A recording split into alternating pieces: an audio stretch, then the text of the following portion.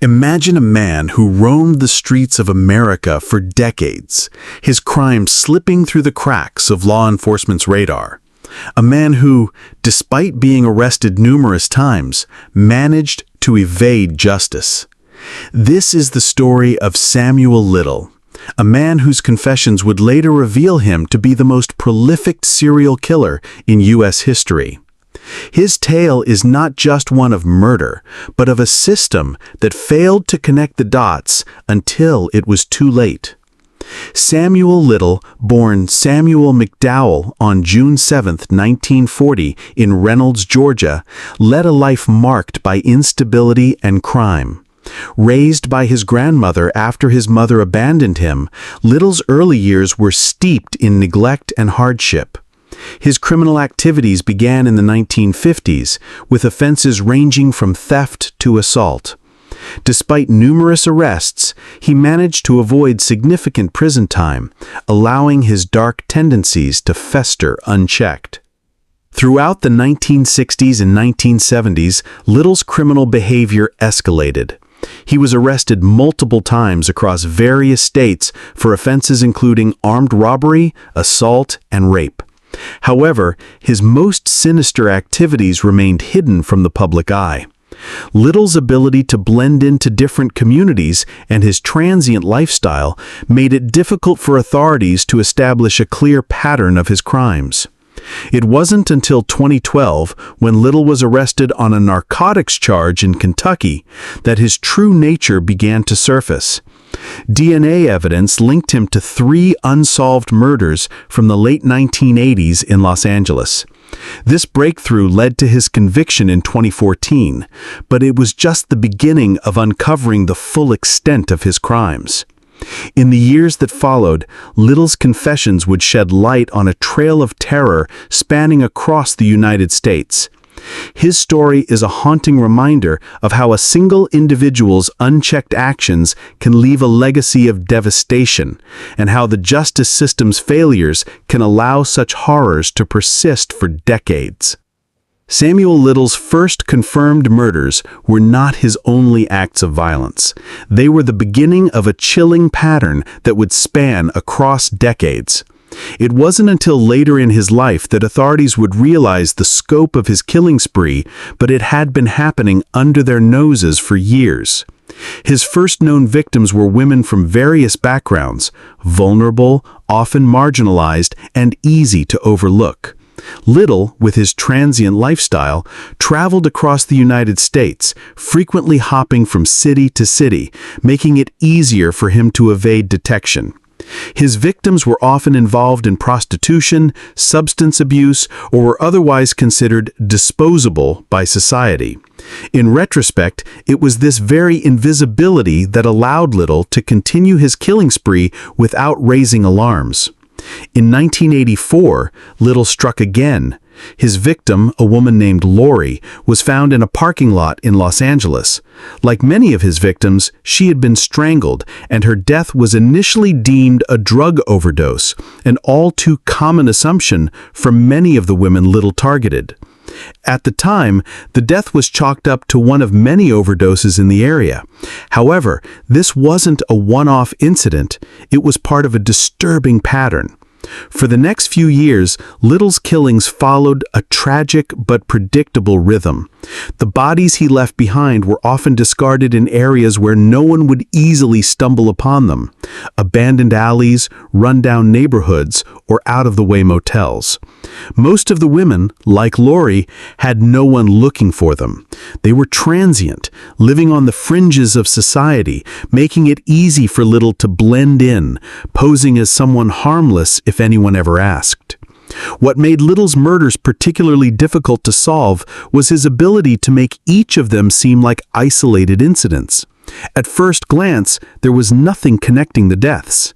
Each murder was a mystery on its own, dismissed by the public and the media as just another overdose, assault gone wrong, or a random act of violence.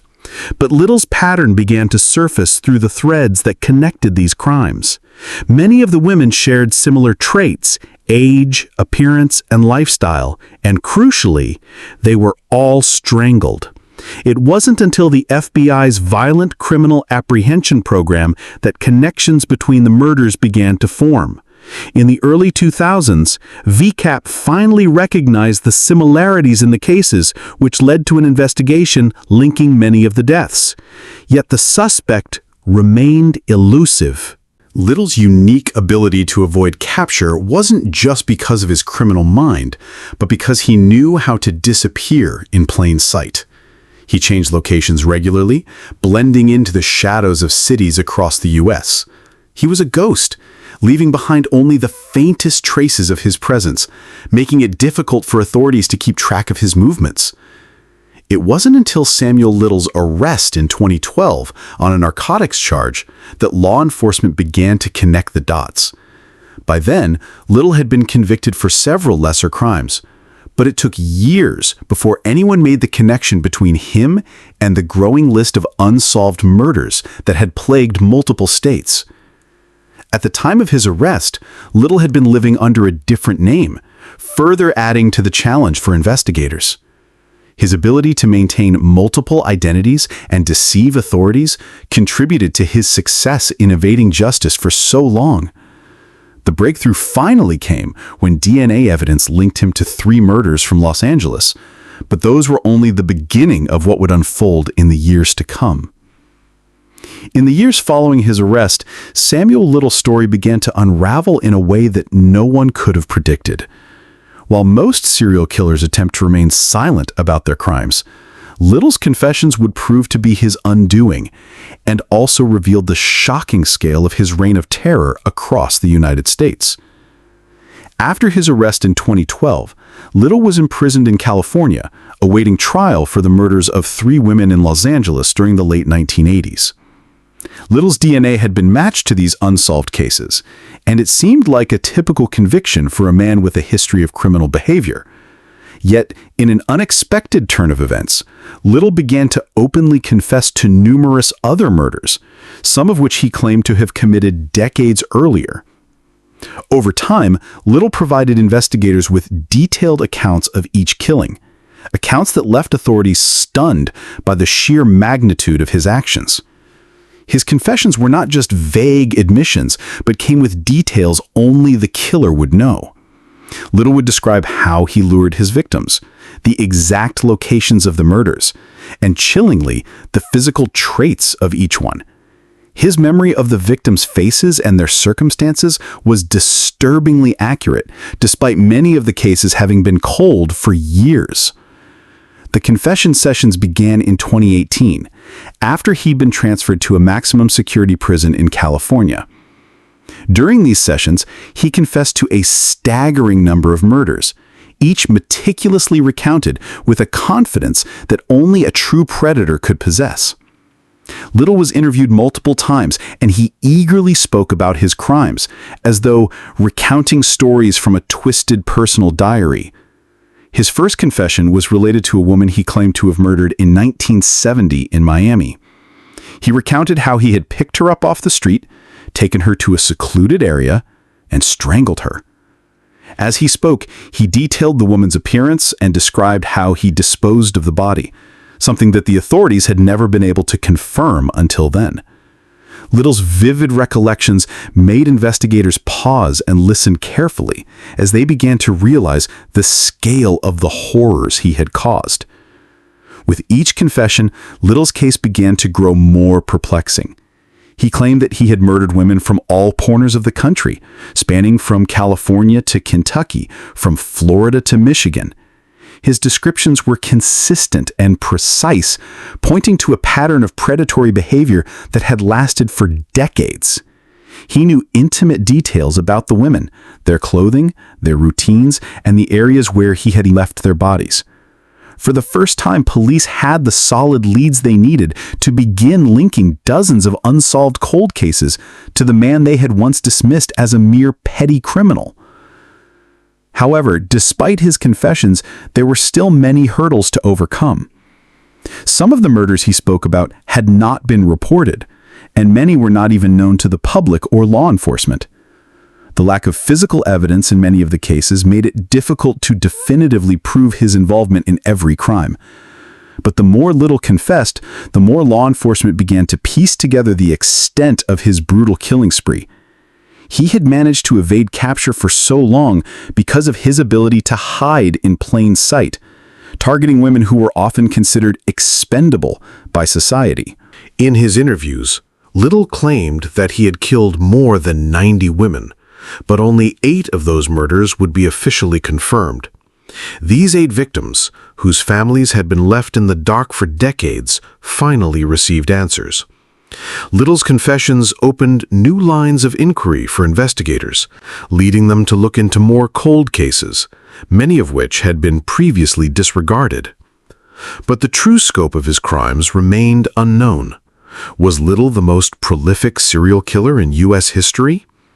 The more investigators dug into his confessions, the clearer it became that they were only scratching the surface. While many of his confessions could be corroborated, others seemed to vanish into thin air, adding an eerie uncertainty to the investigation. Little's willingness to confess, however, offered a grim sense of closure to the families of some of his victims.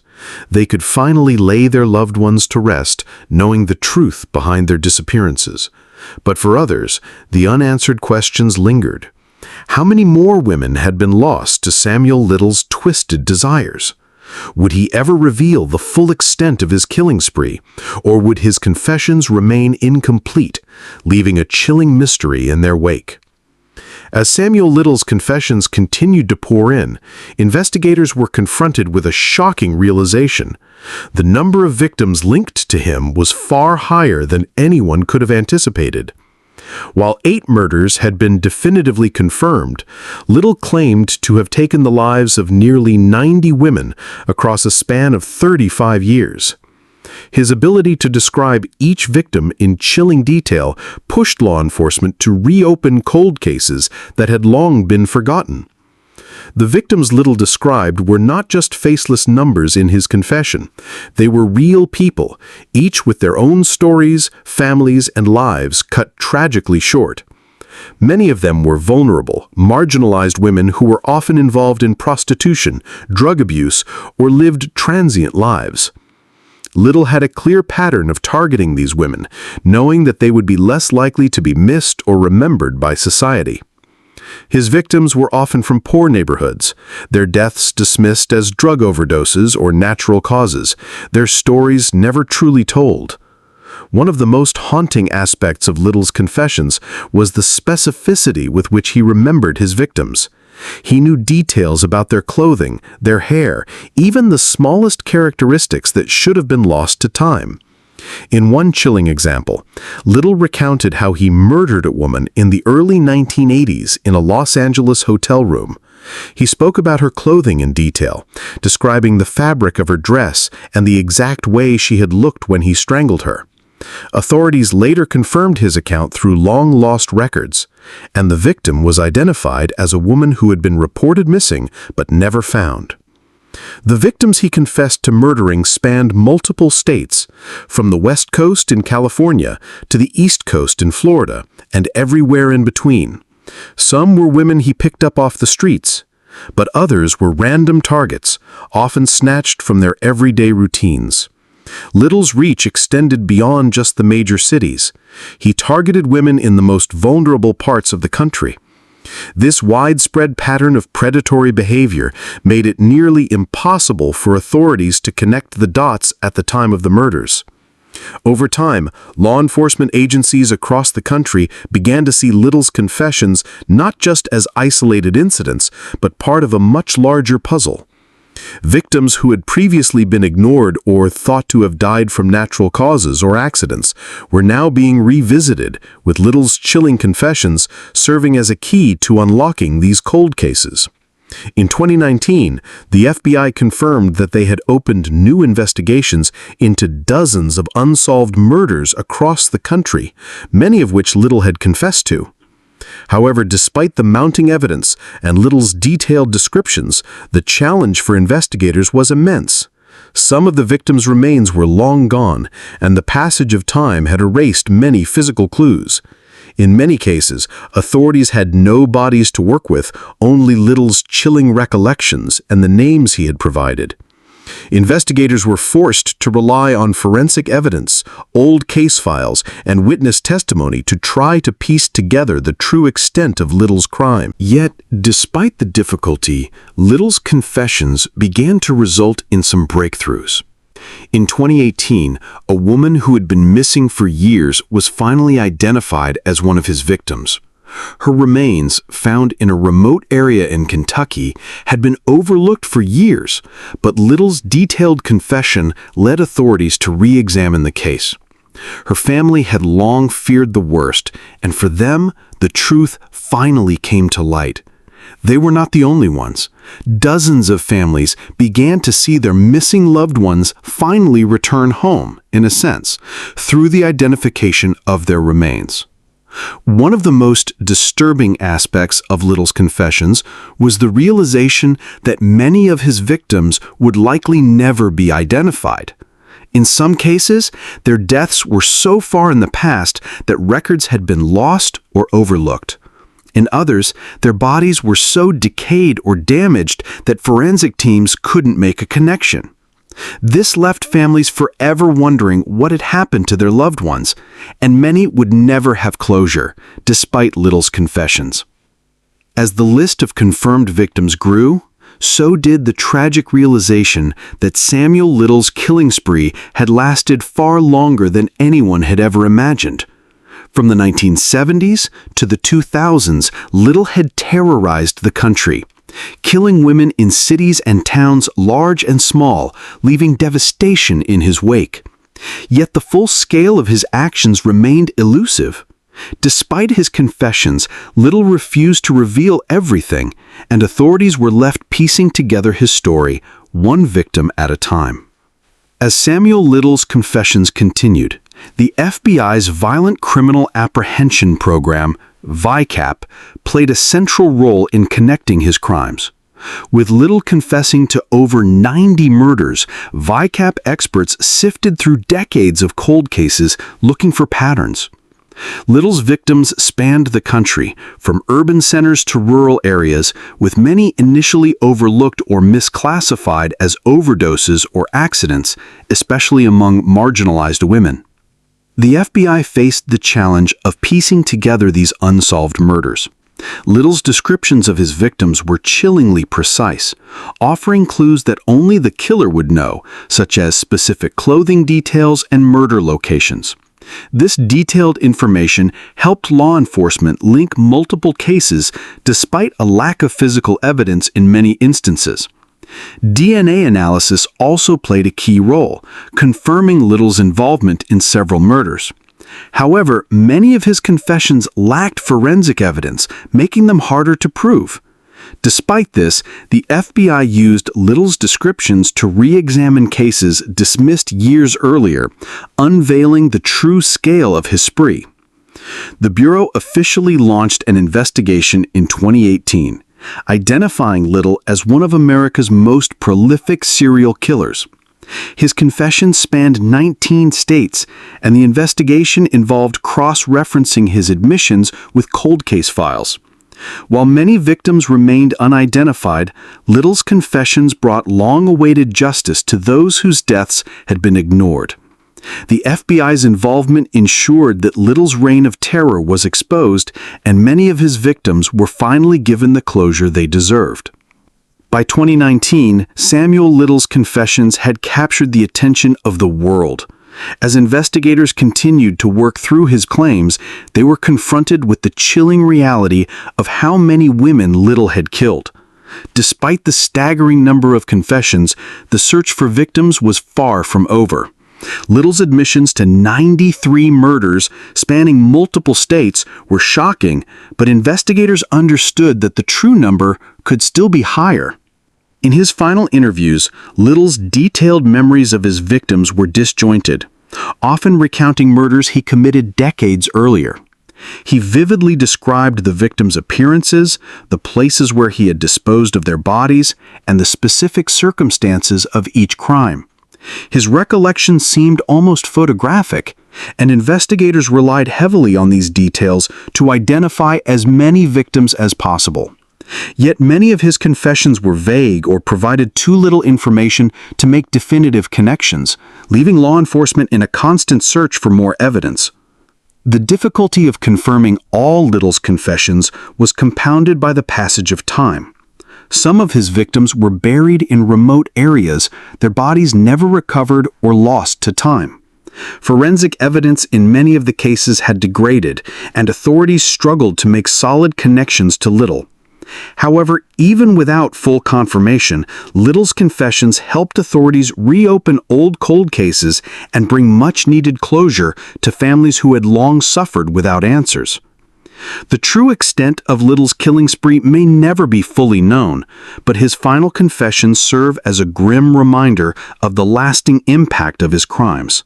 With each new identification, more victims were honored and their families finally received justice. Samuel Little's capture in 2012 marked the beginning of the end for a reign of terror that had stretched over 35 years. It wasn't until he was arrested for a minor narcotics charge in Kentucky that law enforcement began to connect him to the unsolved murders of 3 women in Los Angeles. The DNA evidence obtained from his arrest linked him to these deaths, which had long been dismissed as overdoses. But it was Little's confession that stunned investigators and the public alike. In interviews that followed his arrest, Little began to reveal the chilling extent of his crimes. As he sat in a Kentucky jail, he recounted, in unsettling detail, the murders he had committed over the years. What began as a confession to 3 murders quickly expanded into a shocking admission of nearly 90 killings. His willingness to speak, despite being the most prolific serial killer in U.S. history, left investigators and the media in disbelief.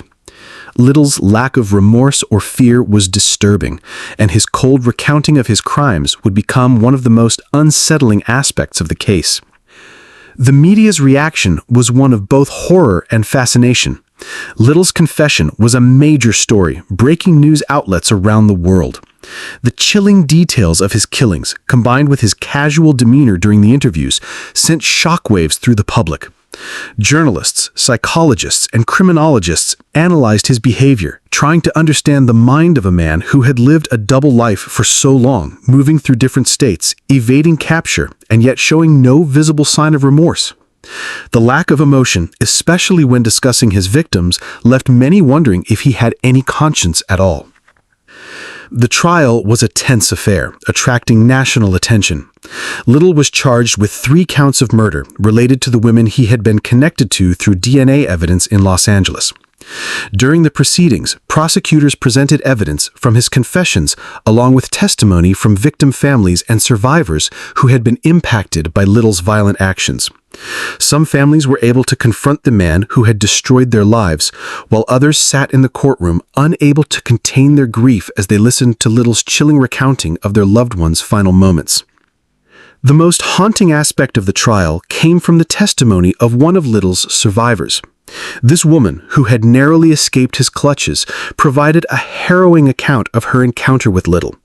She described how he had lured her into his car, intending to kill her, but she managed to escape when she fought back and jumped out of the vehicle. Her survival was a rare, albeit lucky, twist in the otherwise dark narrative of Little's killing spree. Her testimony brought an added layer of emotional weight to the trial, as it illustrated just how close Little had come to taking even more lives. Psychiatrists and criminal psychologists were brought in to evaluate Little during the trial. What they found was a man who had shown no signs of fear, remorse, or emotion throughout the proceedings. Little was diagnosed with antisocial personality disorder, a condition commonly associated with sociopathy, which allowed him to carry out his crimes without any sense of guilt. Experts speculated that Little may have also experienced delusions, but his calm demeanor and lack of empathy made it clear that he had little regard for the pain and suffering he caused. Perhaps the most telling moment during the trial came when the prosecution played the 911 call from his final victim. The call was filled with desperation as the woman tried to plead for help, knowing that she was about to die at Little's hands. But Little remained completely unfazed. His expression never changed. He showed no emotion even as he listened to the woman's final, frantic words. The lack of reaction to the 911 call horrified both the courtroom and the audience. It was a stark reminder of the depths of his cruelty and the chilling ease with which he had taken so many lives. In 2014, Little was convicted of 3 murders and sentenced to life in prison without the possibility of parole. However, the case didn't end there. Over the following years, Little continued to confess to more murders, and investigators worked tirelessly to identify victims based on his detailed descriptions. His trial may have ended, but the true scope of his crimes was far from over. The legal process would continue, as Little's confessions served as a key to uncovering decades of unsolved murders and bringing closure to families who had been left in the dark for too long. Samuel Little is currently serving a life sentence without parole at California State Prison. His case has reshaped law enforcement practices, highlighting the need for improved cold case investigations and better handling of marginalized victims. While some families of his victims found closure through his confessions, many continue to struggle with the trauma of their loved ones' deaths being dismissed for years. Little's story has sparked public discussion about the invisibility of vulnerable communities and has inspired documentaries, books, and media coverage, ensuring that his horrific legacy will be remembered and used to prompt justice system reforms. What do you think about the case of Samuel Little? How do you feel about the justice system's failures and the families affected by his crimes? Do you think more could have been done to prevent his reign of terror? Let us know your thoughts in the comments below. And don't forget to like, subscribe, and click the notification bell for more true crime stories. Stay tuned for our next deep dive into another chilling case. Your feedback helps us bring more stories to light, so we'd love to hear your opinions and suggestions.